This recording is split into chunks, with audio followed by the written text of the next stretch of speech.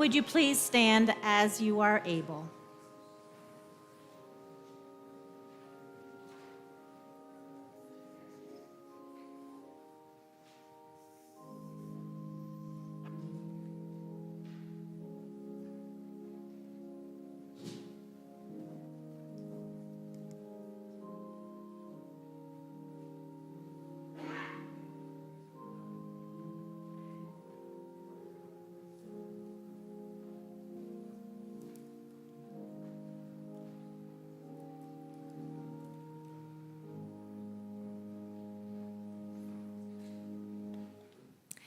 Please be seated.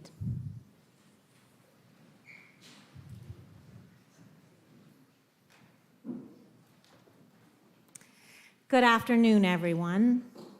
My name is Andrea Wheaton, and on behalf of the congregation and my ministry colleagues here, I welcome you to this worship service in celebration of the life of Joanne May Barnes.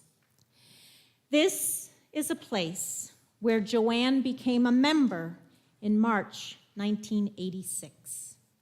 It is a place where she laughed a lot and prayed, where she sang and served, where she brought her boys to Sunday school and church suppers, where she sat on committees and participated in studies and events with friends.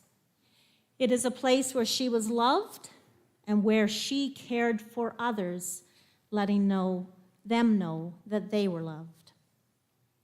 Whether you knew Joanne as a wife, a mother, grandmother, sister, an in-law, a relative, a friend, a church member, or a neighbor, or whether you know those whom she loved and cherished, we come here sharing a desire to celebrate and give thanks for the gift of life through the celebration of one life in particular. I am honored to be able to celebrate a beautiful spirit and to welcome all of you to this sacred time.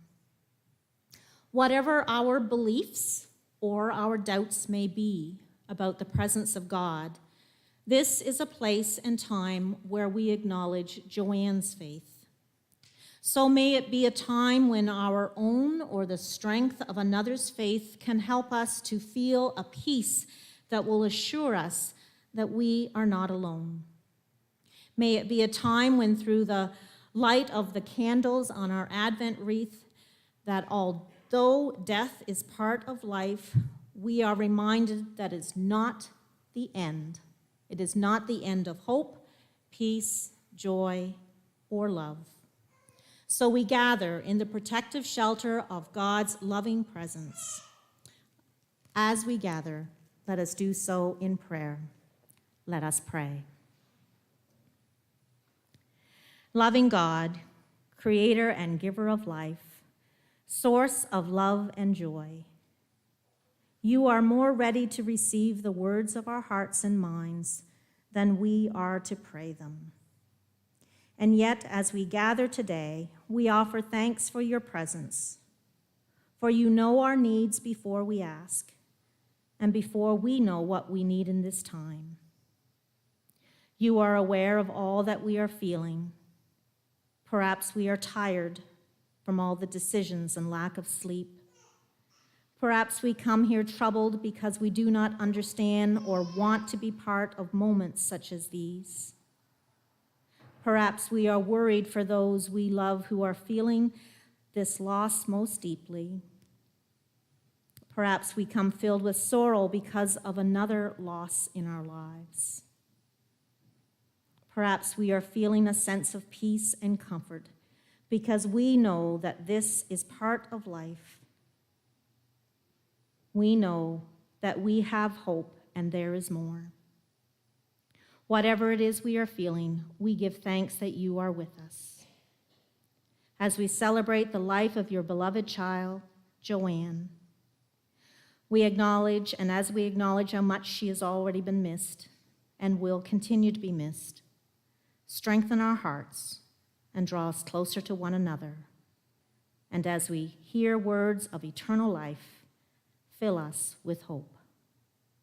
Amen. Our opening hymn will be found in your order of service or in the Voices United hymn books that are in the pews. It is number 703, In the Bulb There Is a Flower.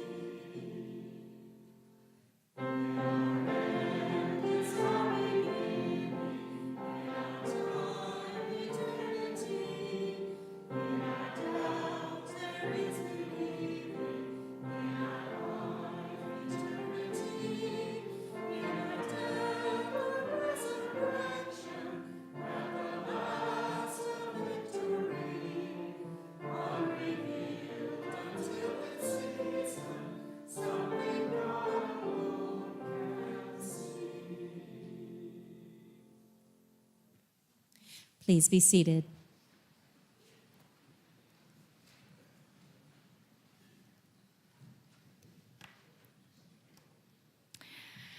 Reading from Proverbs chapter 31, selected words. Listen for the word of God. A good woman is hard to find and far more precious than jewels. Her loved ones trust her without reserve and never have reason to regret it. Never spiteful, she treats them generously all her life long. She's like a trading ship that sails to faraway places and brings back exotic surprises. She's quick to assist anyone in need, reaches out to help the poor. Strength and dignity are her clothing, and she laughs at the time to come. When she speaks, she has something worthwhile to say, and she always says it kindly. She keeps an eye on everyone in her household. Her children respect and bless her. Charm can mislead, and beauty soon fades. The woman to be admired and praised is the woman who lives knowing the presence of God. Give her everything she deserves, and let her works praise her in the city gates. The word of God. Thanks be to God. Did those verses remind you of someone? In celebrating the life of the good woman Joanne, her family are going to share with us some thoughts and memories. First, it's Terry, her sister, followed by her boys, Thomas, Matthew, and Michael, and then her husband, Brian.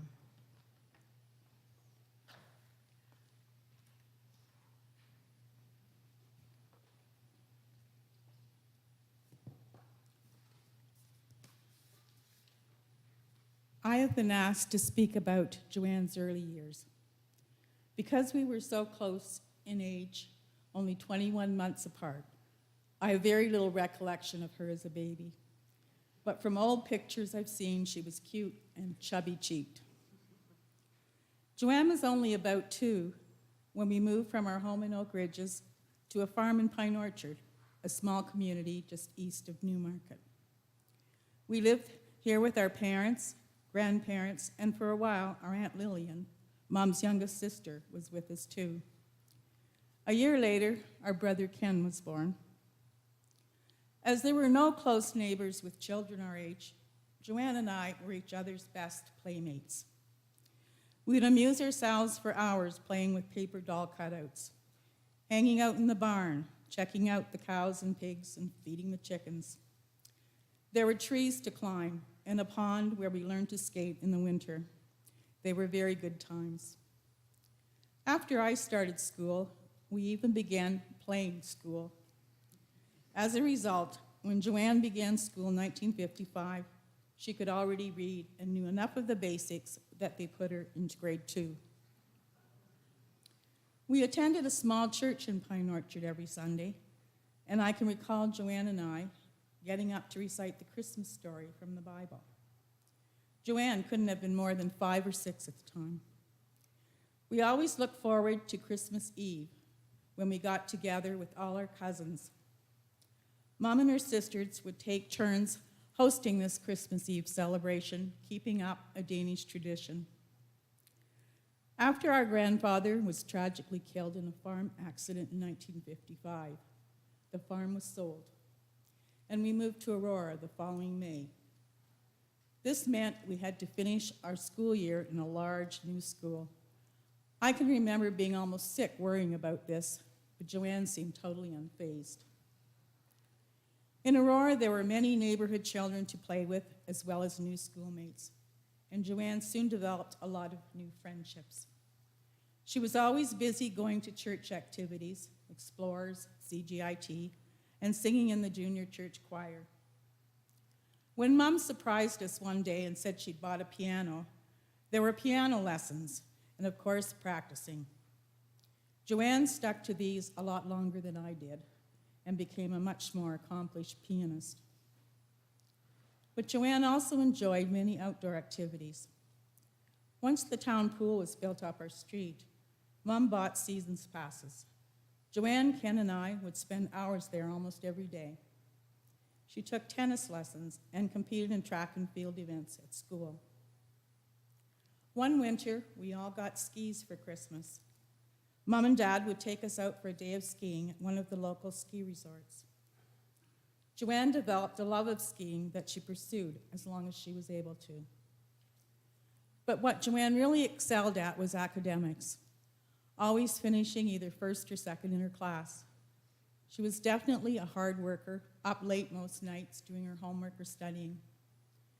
When German wasn't being offered at her high school in grade 13, she chose to switch to the King City Secondary School, where she graduated as an Ontario Scholar in 1967. That fall, she was the first in the family to go to university, choosing to enroll at McMaster to study languages. She graduated in 1970 and shortly afterward was off on an exchange to Kiel, Germany. She returned to Hamilton to go to Teachers College there. Her first teaching position was in Mitchell, and it was while she was there that she met her future husband, Brian.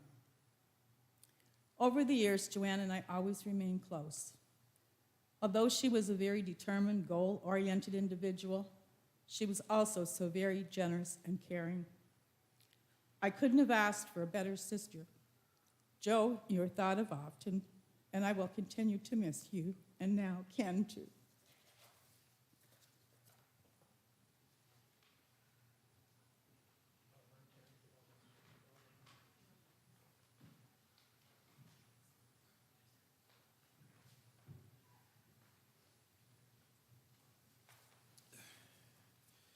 Thank you, Terry.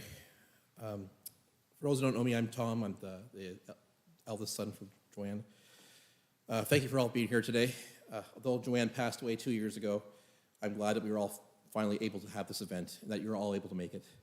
Mom was never one to toot her own horn, and she deserves a day for us all to come together to celebrate and cherish her life. In preparation for today, my brothers and my family had the pleasure of going through stacks of family photos, including many from my mom's childhood.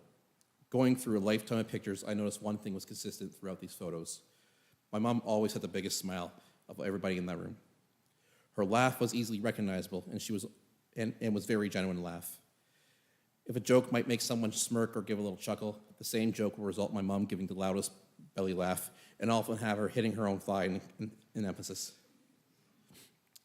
My mom was selfless. She put her kids or her students' needs above her own. When we were young, my mom had a set bedtime routine where she would read me and my brother stories to put us to sleep. But once we were asleep, she would immediately plop herself down on the living room couch and diligently work away at the day's marking or lesson prep. And if it was the weekend, she would do the same and prepare for Sunday school, which she really enjoyed teaching. My mom was also very patient. My brothers and I often look back now and are shocked how patient our mom was for our shenanigans.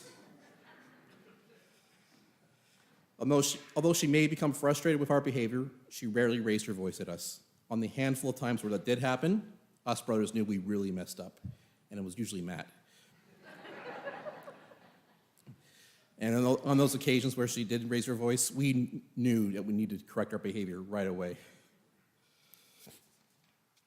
It was a good lesson to learn for my own kids. I try to follow, but not as successful. It's weird what can refresh your memories. About 9 months after my mom died, I was in a no-frills, just when a sudden smell of peanut butter re-triggered some early memories I had of my time with mom. Suddenly, I remember being a 6-year-old kid, helping my mom bake peanut butter cookies. I remember being impatient as I wanted the cookies baked right away, but my mom insisted that the peanut butter dough had to be chilled in the refrigerator. I remembered Mom often spending time with me baking. I was always under the impression that it was something she enjoyed. I relayed this story to my dad, and he bluntly told me, "Your mom did not like to bake." I was confused, and my dad clarified, "But she certainly liked baking with you and your brothers." Growing up in Barrie, I met many people who had one of my parents as a teacher. My mom's former students always had pleasant and wondrous things to say about my mom. You could tell from the smile on their faces that they were not saying things just to be polite, but it was genuine. As part of my teacher's college, I was required to do an observation in an elementary classroom.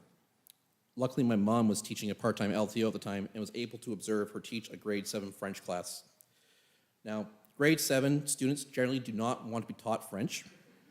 That age is probably one of the most difficult for teachers to deal with. Elementary teachers don't want to deal with it, and secondary teachers like, I don't want to deal with it. So it's a weird age. So heading into that classroom observation, I was not expecting a very attentive class. But watching my mom teach her class, she had all the students loving every moment of her class. The kids were moving around excitedly, playing a French numeracy game called Pamplemousse, and the kids loved it. The kids loved Madame Barnes. I always considered my mom a French teacher, but in her last year of teaching, Mom decided to take up a new challenge, teaching grade 1. I asked my mom, why would she want to switch grades and switch to a completely different subject area in the last year of her work? Like, usually that's you're trying to coast that year. Is that not a lot of work, not a lot of programming? She told me she always wanted to teach the youngest kids, and if she didn't do it then, she would never be able to do it. So this was her chance. And she moved to Algonquin Ridge, and she loved it. She wished she did it earlier, but she loved it. As much of a doting mother Joanne was, she stepped up her game as a doting grandmother. She took any opportunity she could to look after her grandson, Sam. She is the only person I know who can keep up with Sam and in our basement while he's playing trains. He can go for hours, and my mom kept up, and if not, it surpassed him. If we went to my parents' pool, Sam would love it when Grandma would push him around in the inflatable raft. I will always remember both of them giggling away with their infectious laughs as my mom played a game of bumping Sam into this edge of the pool's edge. As much as she liked her sons and grandson, it's an open secret in my family that Mom always wanted a daughter. When Fife and Marley, my cousin's kids, were born and they moved to Ontario, my mom would take every opportunity she could to babysit her great nieces. I think she even flew once to Vancouver to help Carolyn with her newborns. By the time my daughter Evelyn was born, Mom had already had her accident. Although she was in no condition to be able to babysit her kids anymore, her face lit up like a Christmas tree anytime that Sam and Evelyn would drop by to visit. After her accident, my mom was given a bunch of physio activities to regain motor functions. One of these involves like taking different shaped blocks and putting them into a container and sorting out shapes. Evie, Sam, and my mom would often play those shape puzzles together, and I got confused about which person was actually helping who in this situation. I have to thank Matt because he did something simple, but that brought immense joy to my mom. One Christmas, he took my mom out shopping just so she can buy some clothes for her granddaughter, Evelyn. My mom spent nearly 40 years buying clothes for boys in her life, and now she was finally get the chance to buy for a girl. Evie was a proud recipient that year of several purses, sweaters, leggings, and other clothing, and she benefited from that shopping spree. Although I always admired my mom, it wasn't until her accident I realized one of her greatest strengths, and that was her perseverance.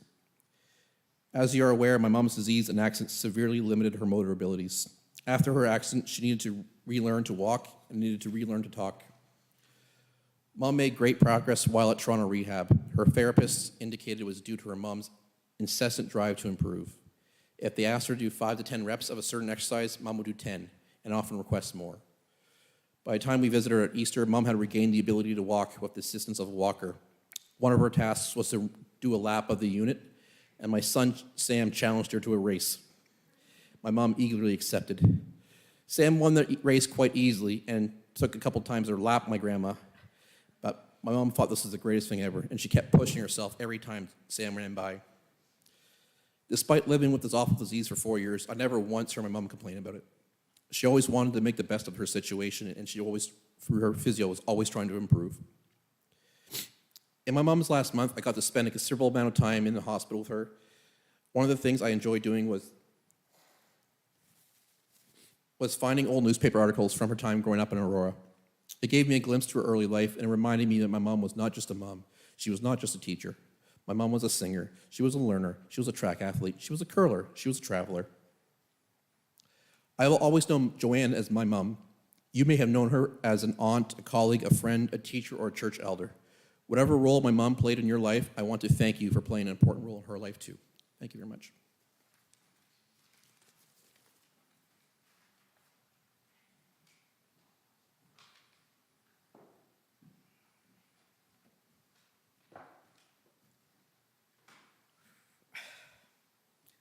Hi. Thank you everyone for coming here today. It means a lot to our family. For anyone who hasn't met me, my name is Matthew. I am Joanne's middle son, also known as her favorite. So, my mom passed away January 7th, 2021, so it's been almost 2 years. And before passing, she simultaneously battled a very rare and aggressive form of Parkinson's called PSP, as well as a traumatic brain injury for 5 years. So needless to say, it's been an emotional roller coaster, but standing here today, almost 2 years since her passing, I'm simply grateful. I'm grateful that I was blessed with her as my mother. So if you see me tear up, don't feel bad for me, for these are not tears of sorrow, but tears of gratitude. So I'd just like to take a few minutes and share with you why my mother was so awesome. I have nothing but fond memories of my mom, and it's not due to a selective memory either. As far back as I can remember, my mom was the most caring, selfless, and kindest person I've ever met. My earliest memories of her are reading me a story every night before bed, and as Tom mentioned, this is after her trying to teach a bunch of English kids trying to learn French all day. So no matter how tired she must have been, she always had time for her kids. And I had an awesome childhood. I played every sport I could imagine, and my mom and dad were there to drive me to every practice and attend all of, if not most of my games. And no matter how much post-game advice my dad would try to give me, my mom was always there just to make sure that I had fun, to let me know that she was proud of me, and that she thought I played well. I actually think the only time she didn't say that was one of my final hockey games when I wanted to try to fight someone just to scratch that off my bucket list.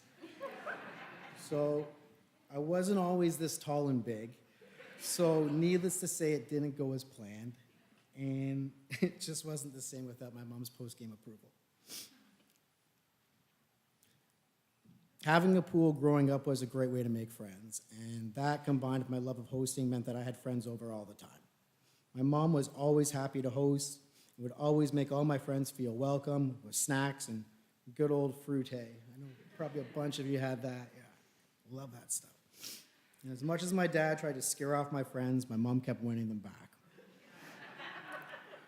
Like, my mom really spoiled me, like really did. And not just me, like my brothers, my dad. Like, before my dad retired, my mom made practically every dinner. She really did her best to make sure we had dinner at the kitchen table as often as possible. And this is where I got my overinflated sense of hilarity, as my mom would laugh in hysterics at every joke I said at the table for as long as I can remember. And now that, most of the jokes were probably directed at my dad, which I think she enjoyed, but still, from 7-year-old onwards, I was pretty sure I was a closet comedian, and that's all thanks to her. But being spoiled did have some drawbacks that still haunt me to this day, which my brothers like to remind me every so often. So, for example, when I was about 13, I had to stay home when my family went to Sarnia, and I may have called my mom long distance to ask how to make Scarios. If you don't know what Scarios are, they're just like zoodles, but thicker and better. And if you haven't tried them, when you leave here, go buy some and start living. But yeah, obviously now I know you just warm them up, but at the time I thought they had to be warmed up at a specific time over a specific heat. I didn't want to ruin them, and I still don't think it was that bad. And well, like I said, it can all be great moments, but she spoiled me. And then going to university, I didn't know how to make a grilled cheese, and it was an awkward moment because I had a grilled cheese maker, and it was broken. I didn't know it was broken until after 30 minutes. I'm like, it should be cooked by now.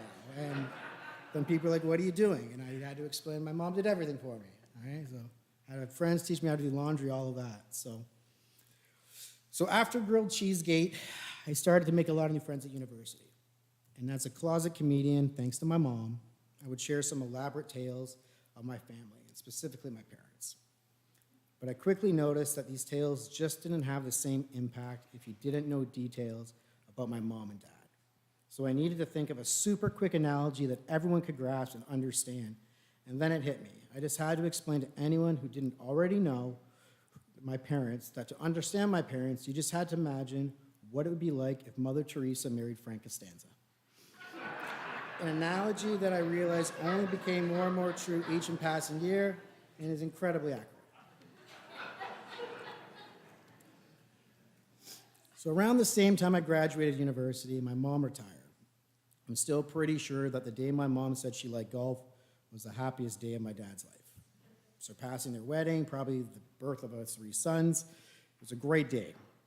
And as I golfed more and more with her, I realized she really did love golf because no one swung more than her. If only high score won what could have been. But she didn't care about the score. She just loved spending time with her friends and family. I'm sure you all know that. So for the first 33 years of my life, my mom was as I described. So kind, selfless, caring, just incredible. She was my Achilles heel, in fact. So no one really knew this, but I would only get mad when someone spoke ill of my mom. But since no one ever spoke ill of her, I never really had to go into Hulk mode, so lucky for them. But in late 2016, that's when my mom got diagnosed with PSP. And that was the hardest day of my life to date. I couldn't understand how someone so kind and selfless could get this brutal disease. But I remember my mom so nonchalantly saying, if she can live with it, then we can live with it too. She didn't want to change anything. She just wanted to keep playing with her grandkids hours and hours on end, building train sets on the floor, and enjoying life with her family and friends.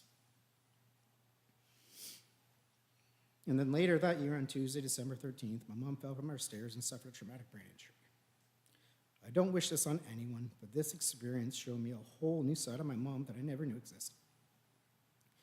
When she was in her coma, I remember her mom, my grandma, telling us not to worry, as we had no idea how tough our mother was. And truer words have never been spoken. The doctor told us that she might not live, and if she did, she might not wake up. She might not eat, she might not talk or walk. But one after one, she defied the odds and accomplished each one. My mom showed me the true definition of courage, strength, and determination. And she did all of this the whole time with a smile on her face, never complaining. I truly have no idea how she did it. If I stub my toe, everyone I know has ever met knows about it. But every nurse and every PSW and every hospital loved working with my mom, and were amazed by her. And shout out to nurses in PSW, you're amazing. So a couple of my favorite memories of her during her recovery are, When we were in the RVH, when she was recovering from her coma, she could barely move and talk, but the doctor said that puzzles would be good for her brain and recovery. So we went out and we bought an iPad and we downloaded a crossword game. My mom loved her crosswords. So here we are in the hospital's atrium, her and her 4 boys, trying to do crosswords. And if you've ever wondered how many men it takes to do a better crossword than one Joanne Barnes after traumatic brain injury, the answer is more than 4. I'm still on the fence if me and my brothers and my dad should be concerned about that, or if we should just be amazed with my mom, and I like to focus on the latter. I think one of the happiest moments was this. So my mom's short-term memory was not working. She was like Drew Barrymore in 50 First Dates. We'd go and visit her and do puzzles and crosswords, and the next day, rinse and repeat. But before I'd do puzzles, I'd ask her what she did the night before. And sometimes she'd have this goofy look on her face and say something that was not true. I think it was just not to disappoint me that she couldn't remember. But then one day, shortly after Easter in 2017, she remembered. And I remember the look on her face. I wondered why I was so happy. And my mom wowed me every time I saw her. And even though she was in pain, she never showed it. She just had a smile on her face and remained thankful for what she had. Watching her fight every day, my mom showed me a side of her that I didn't know she had, and she became my hero. She taught me the power of determination, but also the power of kindness. Those small acts of kindness can make people's days. So if you want to do something to honor my mom's legacy, just do a random act of kindness to a friend or a stranger, because that's what my mom did every day, and she made the world a better place. So again, tears of gratitude, don't feel bad. But thank you for coming here today and letting me talk to you about my mom, my hero. Love you always, Mom.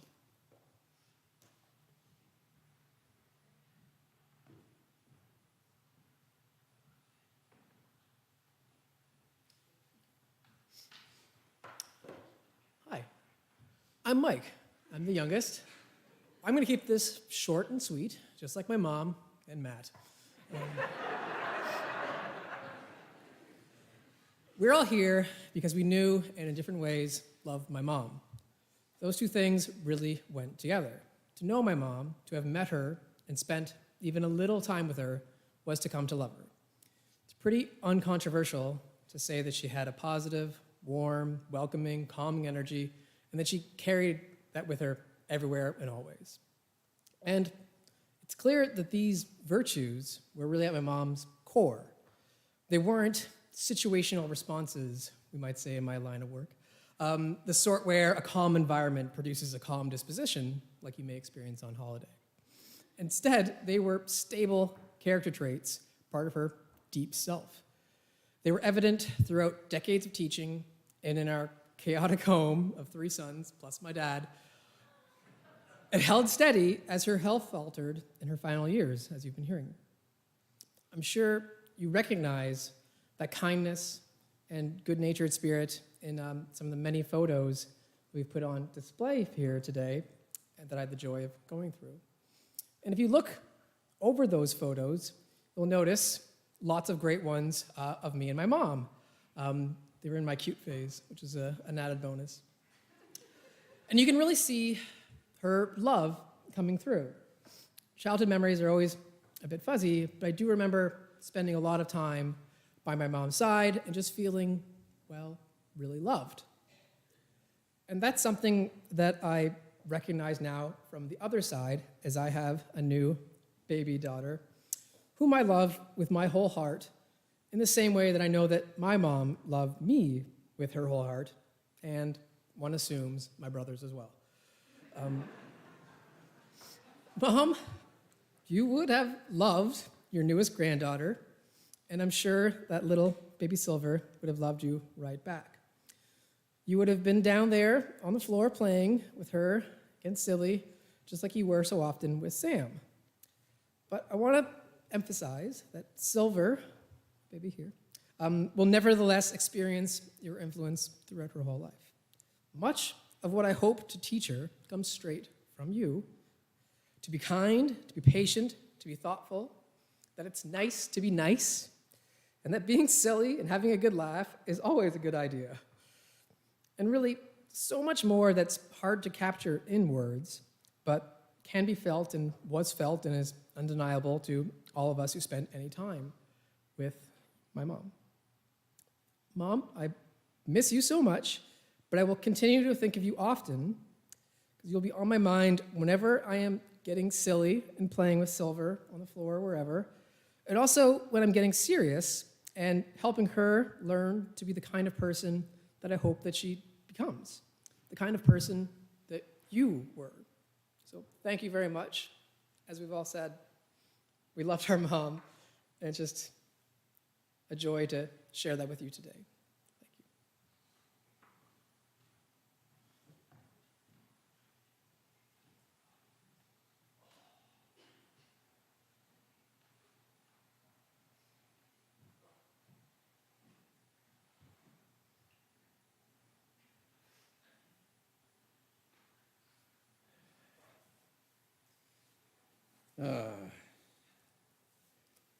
I got 20 pages here.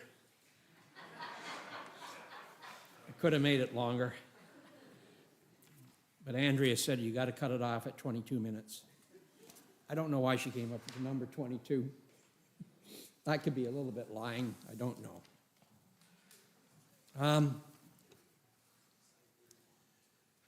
It's really nice to see everybody here today. I would assume people are here because they remember Joanne.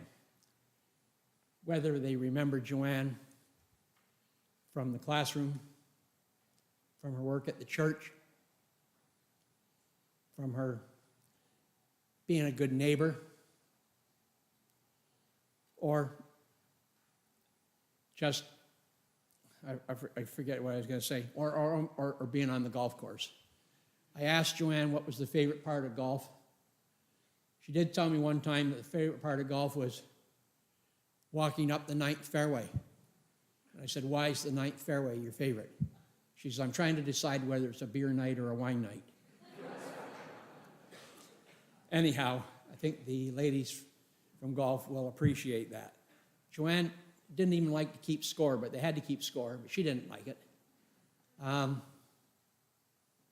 She loved being outdoors. She loved being with people. She loved being near nature.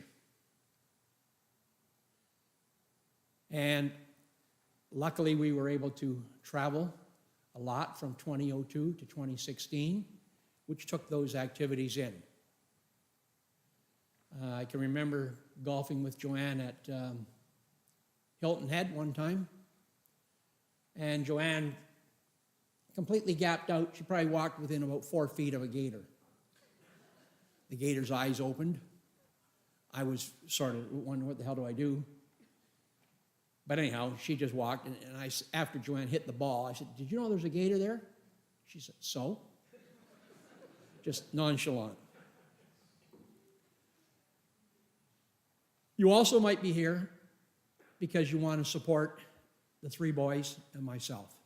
That's a very good reason. We need it. It's been 23 months shy of 1 week since Joanne's death. The last couple of weeks has been very difficult.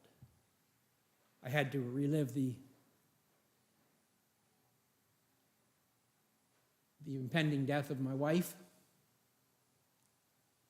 and it's been difficult. But with the support, and particularly today, people who showed up who I haven't seen for the longest time, and that was very, very nice of you to take the time and take the effort to come here. I think before I start, yes, I haven't even started yet. I got to tell you the story of the poinsettias. The poinsettias carry a lot of meaning in our life.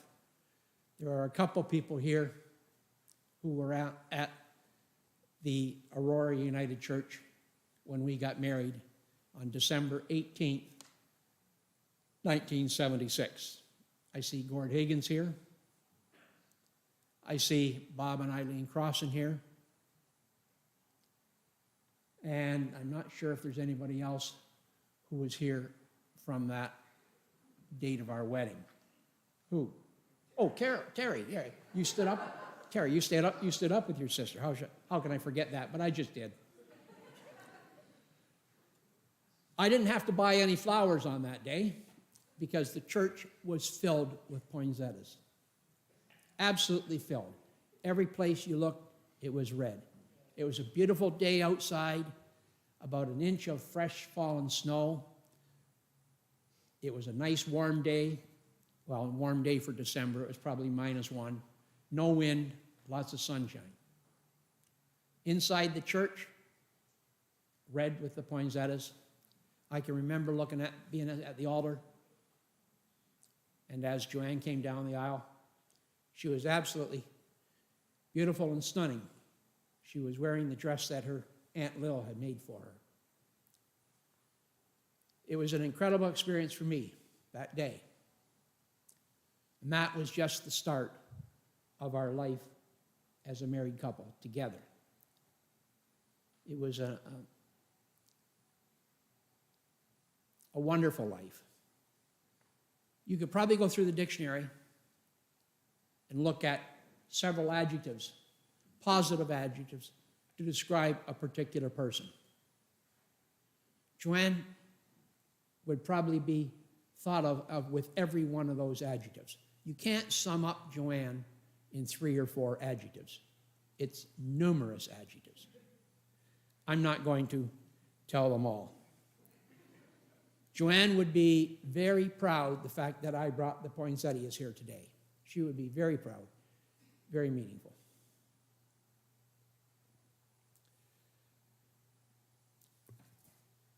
I did not really get to know Joanne until mid-October of '71, when she was teaching elementary French at Upper Thames Elementary School in Mitchell, and I was teaching accounting at Mitchell District High School. We just listened to some words from Terry about growing up with her sister. Without a doubt, I would say that Joanne was the greatest academic I ever knew. I can remember one time Joanne was looking for a document and I was helping her look through some papers, and I came across her transcript from Mac. Needless to say, that was a humiliating experience. I mean, humiliating is an understatement. She never had a B. I'm not sure if she had an A-, but she had an A-. She did get a B, though, when we took a course together. I managed to bring her down to the level of humankind.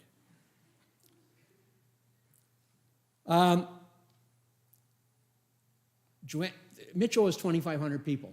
Joanne soon posted things on the telephone poles saying she was wondering if anybody would like to go on a ski trip to Chamonix, France in March break. So my landlord, her and her husband, asked me, why don't you go and meet this girl? Why don't you go meet this girl? I don't want to. So kicking and screaming, they dragged me, if you believe that, to meet this young lady. You know, we chatted about going to Chamonix. Anyhow, I decided I wouldn't go. Maybe it was a good decision. She may have got to see me at my worst. And that might not have been very pretty. We may not have spoken if we ever got back to Mitchell together. Anyhow,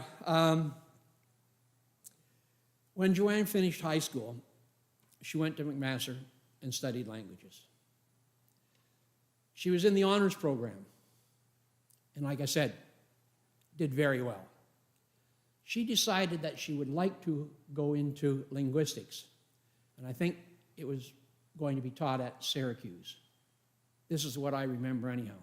When she found out the cost of this program at Syracuse, she decided that she could not ask her parents to do this. So she asked the people at Mac if they would grant her a degree from general arts program based on her honors work, and they did. Now, that was a tough decision for Joanne to make, but it was probably the best decision of her life. Why do I say that? Because becoming an elementary teacher and teaching in Mitchell, she got to meet me. And as much as you might disagree with me, I'll say that was the best decision of her life.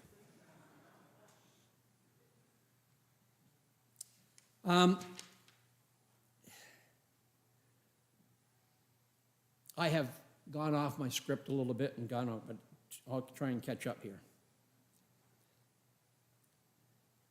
Anyone who ever met Joanne was probably impressed by her quiet confidence, her intelligence, and her warm and welcoming smile.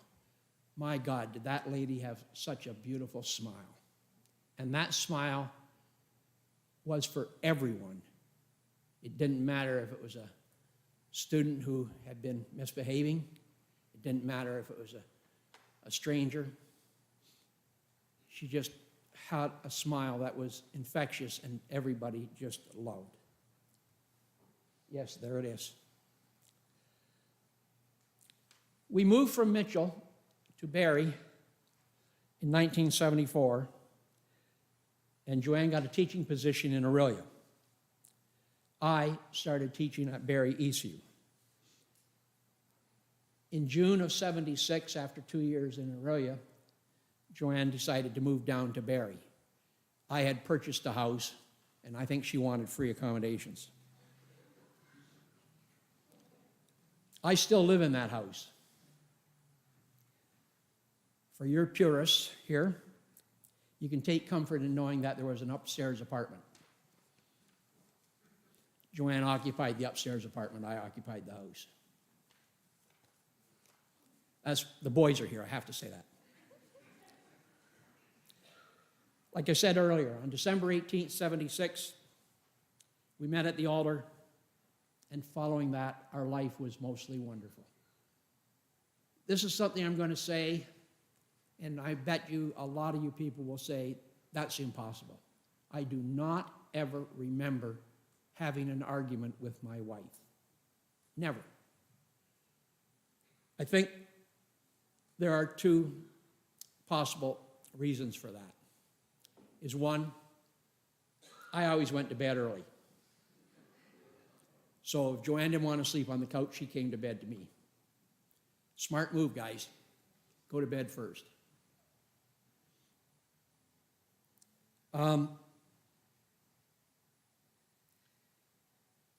She able to keep things in perspective.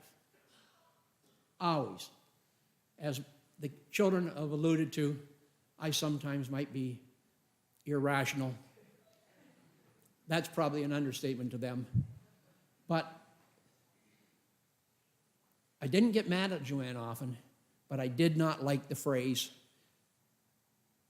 when your dad comes home, he's going to deal with you. I heard that a couple of times when I opened the door. I did not like that. I would say to Joanne, you deal with it. You saw it happen.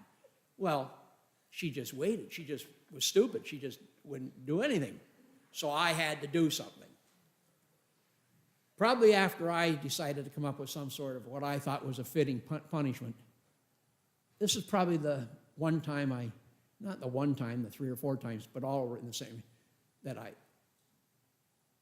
got upset with Joanne. She would say, you know, you were too harsh with the kids. Right in front of them. So be it. I go back to when I was at the altar. At the altar, guys, when you're married, you're number one. You're number one in that person's life. Well, as we had children, I got to be number 2, number 3, number 4, but I always remained in the top 10. I always remained in the top 10. And I think that was an accomplishment. Our boys were born in '79, '83, and '86. I told them that I wanted them each to speak today, rather than have one speak for all 3. My rationale for that was they grew up in the same household but the household for each of them was entirely different.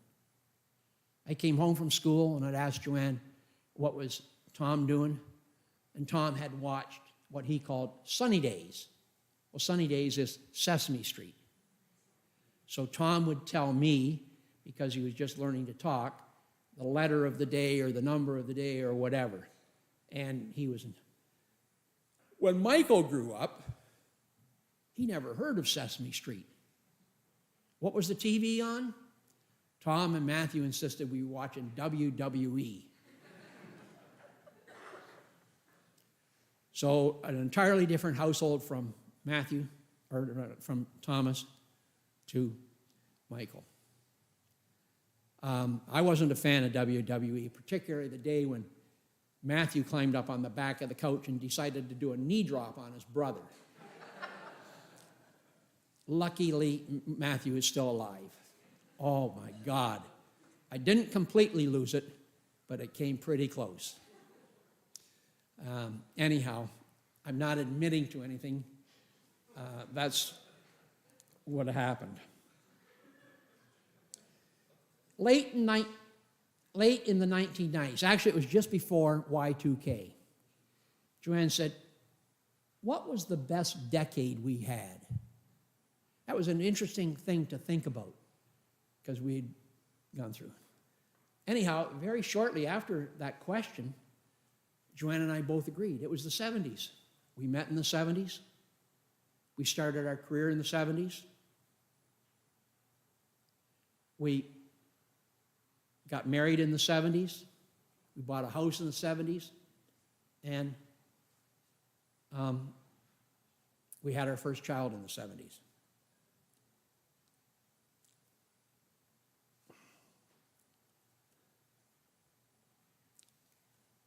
Doing all those things in the 70s was a tremendous accomplishment.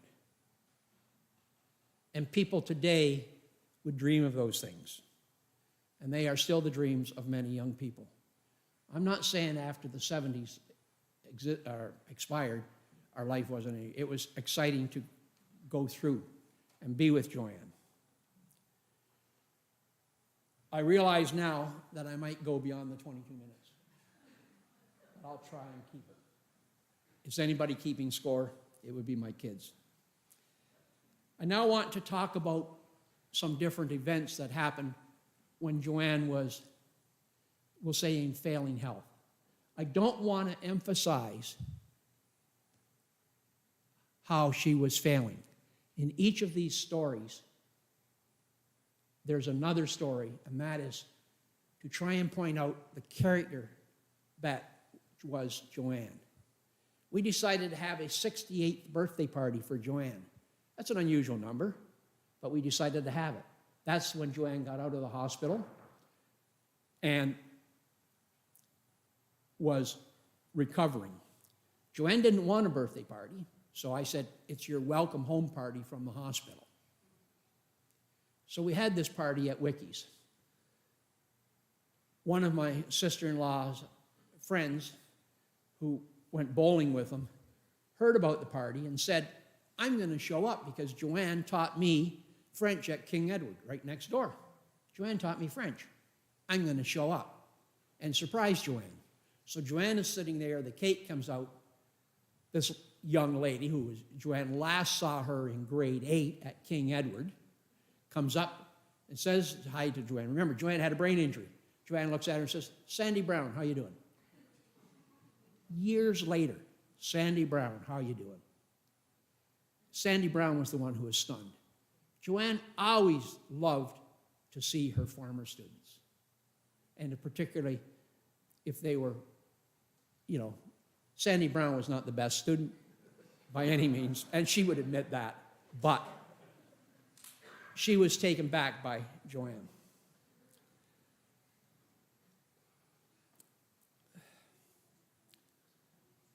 I thought about how I could get some personal activity in her life.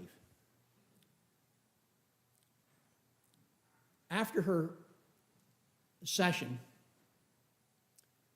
after her fall, she was provided 8 sessions of physio. and we had a physio person come to the house. This person was lovely. Her and Joanne developed a relationship. Anyhow, I ended up hiring this person to work with Joanne when she was at the IOF. She would come in, work with Joanne, and say, okay, we're going to walk down the hallway. As she had mentioned that, Joanne would be in her chair and she'd start wiggling to the front of the chair to indicate that she wanted to get up and go for a walk. Sarah Bolton, the physiotherapist, told me, I have never had a client who showed as much determination as Joanne. Joanne wanted to walk to the end of the hallway and back. She even did the walk 5 weeks before she died. She was just that determined to continue on with life. Sarah was a wonderful person, and they had a lot of laughs together. One of the objectives I put down was you have to give objectives. So one of the objectives I put was, I want Joanne to be able to kick my ass. So Sarah says, do we put a picture on the wall and Joanne can, I said, I don't care what it takes, but if Joanne can kick my ass, I'd be the happiest person in the world. Anyhow, that never happened. We all laughed. But I said it never happened. The Parkinson's advanced with Joanne, and it's a cruel disease. It's an insidious disease, particularly the form that she had. But the determination, and one thing I should mention, she always kept her mind. Her mind was there all the time. And believe me, if you have to deal with an ill person, that was something that was positive. Joanne lost her ability to talk. And I want to tell you another story about, she hadn't talked. So the night Medners came in, and I asked her what was happening for the weekend. This was a Thursday night. She says, I think I'm going to Niagara Falls. I said, oh. She said, yeah, I'm going down there with my boyfriend, and we're looking forward to it. I said, you've been to the falls before? She said, yes, I have. So on Monday night, she's back at work, and she's there. And I just noticed something a little bit strange or fidgety about her. So the next thing I'm talking to, I can't remember this lady's name. I wish I could. She's showing me her left hand. Well, you can guess what's on her left hand. She's now engaged. I said to her, you're showing the wrong person. So she takes the left hand and she dangles it probably about 12, 15 inches in front of Joanne's eyes. She's showing. Honest truth. A faint voice said, that is nice. Joanne hadn't spoken in 3 months. And she says, that is nice. I looked at this lady and I said, did you say something? She said, I didn't say anything. I didn't say anything. So we said there were only 3 people in the room, so somebody had to have said it. But Joanne wanted to share in this lady's enjoyment. Incredible. Just absolutely incredible. The other thing I would like to mention is it was probably pretty close to this time of year. It was at the end of November. I said, you know, we got this thing called COVID. And they're not allowed to go out. They don't want us going out Christmas shopping. So I said to Joanne, we always overindulged with the children at Christmas. I said, is it all right if I give gift cards to the kids? I said, I'll try and make the gift cards appropriate for each child. So what do you think? Very slowly, Joanne takes this thumb and brings it up. Yes, that's good. I said, okay, I'm going to get different gift cards. That'll be good. I said, what do you think if I gave a check to each of the children? What do you think of that?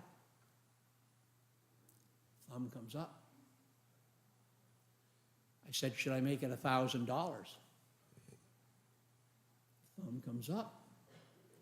I said, what about $1,500? The thumb comes up. This time, the thumb is getting quicker. Thumb comes up. Anyhow, I won't tell you what the figure is I stopped at. But I stopped and I looked at Joanne and I said, you know, I'm going home and I'm going to get that chainsaw that we have and I'm coming back to cut off that sucker thumb. It's only costing us money. I said, I got to get rid of that thumb. Joanne let out the biggest belly laugh, complete with a little bit of saliva. That was the last time she ever laughed. Tough to tell that story, but it's the truth. I could be lying, because I think she may have rallied and laughed on the last Christmas when the boys set up a Zoom Christmas for us, and they were at Tom's house and they were unwrapping the presents. I was watching Joanne throughout. I didn't watch what it was being opened or not. But they were, anyhow, Evelyn opened up a present, and it was battery operated, and it's shaking its butt. And Joanne chuckled. I think she chuckled there. So either one of those times, both good stories, was the last time she laughed. And to be able to stand here today and say those things is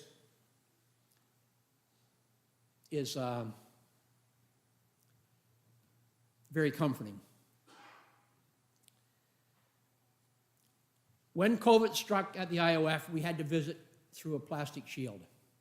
Not ideal, but Sam and Evelyn and Joanne got to play finger tag on the plastic by putting their hands there and going up. They very quickly learned that Joanne would struggle and bring her fingers up to almost there, and then they would move their hand. You know, you might think that's cruel, but it was actually a good, positive, neurological thing for her to do because her mind had to adjust. So it wasn't cruel, but it was good. So Sam and Evelyn helped in that respect. I should mention about the PSWs at the IOF. We had incredible experience. Incredible. They were wonderful. First of all, many of you people may know that I got into letter writing. I started my first letter to Joanne on the Monday night of March 16th, which was the first night of the pandemic. My friend Barb Graham told me I didn't know what to do. I phoned her and she was on vacation. I really didn't know what to do. I was at a loss. Barb said to me, go and buy Joanne flowers. Every woman loves flowers. I can still hear Barb telling me that. And she said, buy a card. I went to buy a card. There was nothing appropriate. So I had to make my own card. The card I made turned out to be a letter. And that first letter, I could not pen a better letter today than I did that day. It was incredible. The PSWs, many of them I had to take the letter over in a Ziploc bag and they would sanitize it. The PSWs sometimes stayed after work to read the letters to Joanne. They gave up their own time to make sure that Joanne got them and heard them. I said to a PSW once, which letters does Joanne like? She said she likes every one. Okay, that's fine. She says, oh, I came into work 2 days ago and Joanne had the letter from the night before. She was clutching it on her chest at 6 o'clock in the morning. That's a tearjerker. When I heard that, and when I heard PSWs tell me that they loved reading the letters, because I told them right off the bat they weren't confidential, they were open to anybody, they wanted to find out about Joanne. One PSW mentioned to me that I don't know Joanne anymore as a long-term care resident here. I know her as a friend. Joanne is my friend. When I heard that story and heard about the clutching to the chest, I knew I was doing the right thing. I wrote just over 280 letters to Joanne. I stopped them when she went into palliative care at RVH. People said you had a lot of notoriety for the first letter. What's the last letter? Truthful, I have not written that last letter yet. I don't know if I ever will.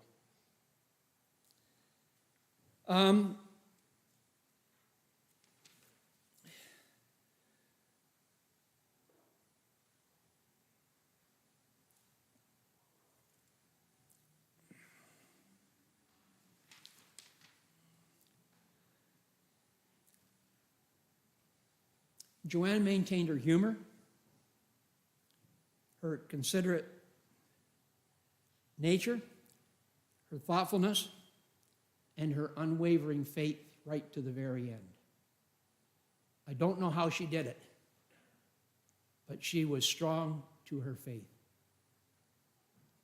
And I give her all the credit in the world. Joanne loved coming to church. I guess one of the reasons why she loved coming to church is because I allowed her to do it on her own. I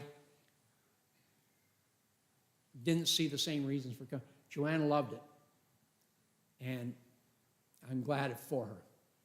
Her faith was phenomenal. We spent nearly 49 years together between dating and marriage.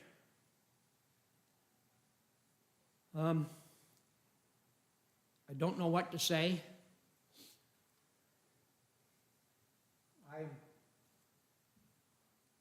One last thing I want to do.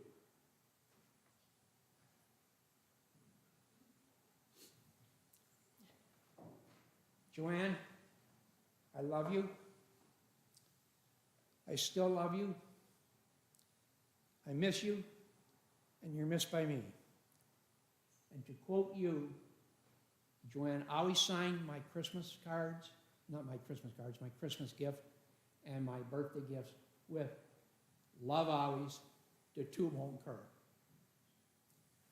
Love always, de tout mon cœur, for Joanne.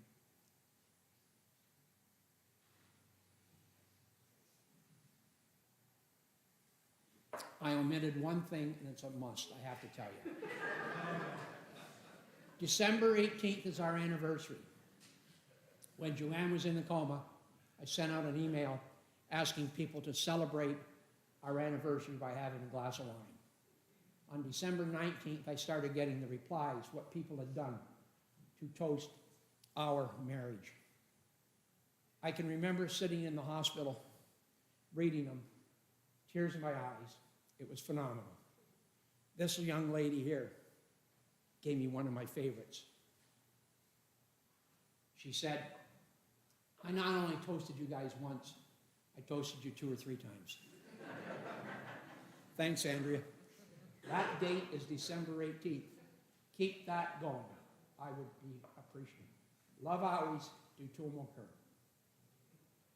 That is it for me. Oh, I still have a couple minutes.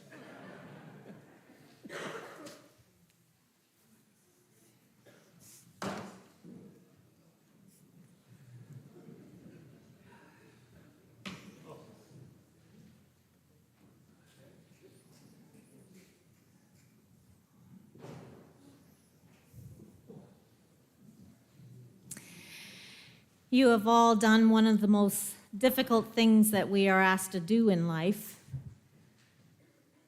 to stand in the shadow of sorrow and death while we celebrate the life of a loved one, someone with whom we can hardly imagine our lives without whom. And indeed, we are grateful for the beauty of Joanne's life with you that you have shared with us through your sacred words. In what we call the Old Testament, a shepherd boy wrote words that speak to us about God being with us as we journey through the difficulties of life. Joanne would have spoken these words aloud many times over the years at funerals and in worship, and perhaps they brought her comfort even when she could not speak them aloud. Brian has asked that these words from the 23rd Psalm be read today. The Lord is my shepherd, I shall not want. He maketh me to lie down in green pastures. He leadeth me beside the still waters. He restoreth my soul. He leadeth me in the paths of righteousness for his name's sake. Yea, though I walk through the valley of the shadow of death, I will fear no evil, for thou art with me. Thy rod and thy staff, they comfort me. Thou preparest a table before me in the presence of mine enemies. Thou anointest my head with oil, my cup runneth over. Surely goodness and mercy shall follow me all the days of my life, and I shall dwell in the house of the Lord forever. The great Christian writer Henry Nouwen once wrote that every time we make the decision to love someone, we open ourselves to great suffering that comes from leaving. And if we want to avoid the suffering of leaving, we will never experience the joy of loving.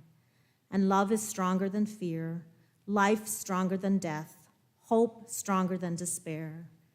And we have to trust that the risk of loving is always worth the taking. Joanne, no doubt, believed that the risk of loving was worth taking and would want us to remember that it was all worth it to her, and let it be worth it to you as well. We have heard and we know the way she lived. It was her earthly lifetime, with its beginning, the beautiful living in between, and the ending. But faith, the faith Joanne lived by, teaches us that it is not over, that there is more, that her story continues. Like all of us, Joanne wanted most to stay here with those whom she loved, but was reassured by her faith of something beyond this earthly life. Joanne's body left this part of her story, but her spirit has begun a whole new book. And no doubt she has embraced it as she did life here. She's likely playing cards, reading a good book, longing for the 9th hole, united with loved ones, offering to care for all in this new life. And as we have heard in the stories from those closest to her, her spirit lives here as well, in the memories that she has created in our lives. Those memories will forever be part of our story throughout the seasons of our lives, whenever we grow kindness, whenever we embrace the love of living the life that she taught us to live and to share.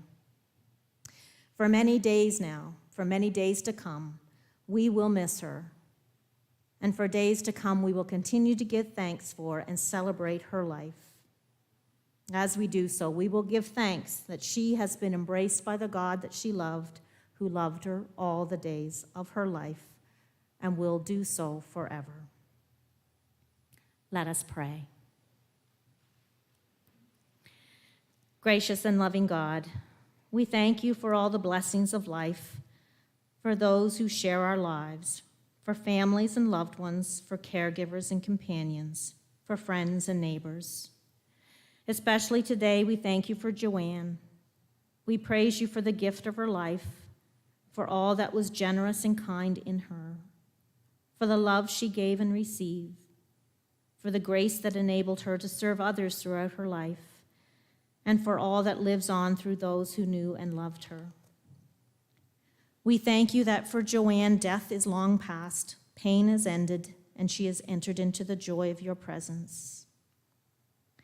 May all who grieve the loss of a loved one this day open their hearts to healing, open their hearts to the warmth and the peace of your presence found in one another. Assure all of us that those we miss have a home in your heart. Gracious and loving God, as we move from this time of remembering Joanne and our love for her, help us to let go of anything that was not as we might have hoped it would be. Help us to move forward from this place knowing that Joanne has been received into your arms of love.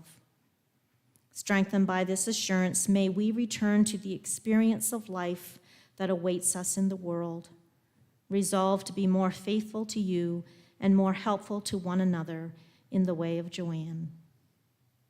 Remind us to trust in the promise of your healing and your hope as the gift of life continues to hold and enrich us. We offer this in the name of Jesus, who taught us to pray together. Our Father, who art in heaven, hallowed be thy name. Thy kingdom come, thy will be done on earth as it is in heaven. Give us this day our daily bread, and forgive us our trespasses, as we forgive those who trespass against us. And lead us not into temptation, but deliver us from evil. For thine is the kingdom, the power, and the glory, forever and ever. Amen. On behalf of Joanne's family, I would like to extend gratitude for all the love and support that they have received and for your presence here today. If you've not had a chance to sign the visitation book or wish to make a memorial donation, you can do so in the foyer behind me. Following the benediction, I will be leading the family downstairs, where you are invited to join them for refreshments and a time to visit with them and with one another. Our service draws to a close with a hymn, after which you are invited to remain standing for words of committal. This last hymn that we are going to sing was chosen because it is one that our Open Hands United Mission Group, of which Joanne was a part, sang often, both here and in Nicaragua. Joanne was a person for whom justice mattered, and she did her part, as you've heard already, to bring hope to many places, including Nicaragua. I was blessed to travel there with her twice, and on her last trip, those of us with her noticed that she stumbled at times, she had trouble finding words and holding her playing cards. She still won, and she seemed more tired at times. And yet, she was optimistic, enthusiastic, participated in everything, and never once complained about anything, except maybe the early mornings. But she did not stop taking the steps toward making the world a better place, either there or after her illness, for she traveled through it all with light and love, bringing it to others. One more step along the world I go. Voices United, number 639.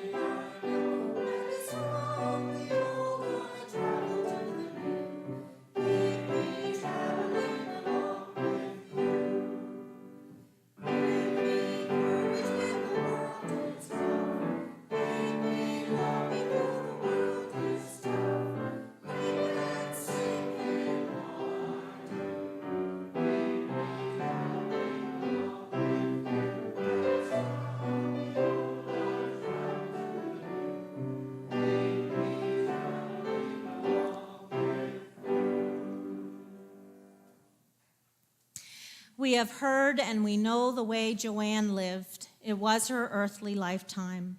And while her spirit is still felt in our lives, Joanne's body finished its work in our midst. Scripture tells us that as we have borne the image of the earthly, so shall we bear the image of the heavenly. As we journey into and through our life in this world, so shall we journey forth from this world into a new and different place. We claim this promise for God's beloved child, Joanne. Has she found abiding joy and happiness in her life here on earth, she is now in a place of peace and joy and happiness that was prepared to welcome her into a new beginning, a place where she has moved into God's deeper presence, a place where she has gone to dwell forever within the heart of God, a place where she is no longer suffering and where she has been restored to new life. Joanne, we entrust you to God's unfailing love. We entrust you to God's abiding compassion. Into the hands of God's loving Spirit, we commend God's beloved child, Joanne.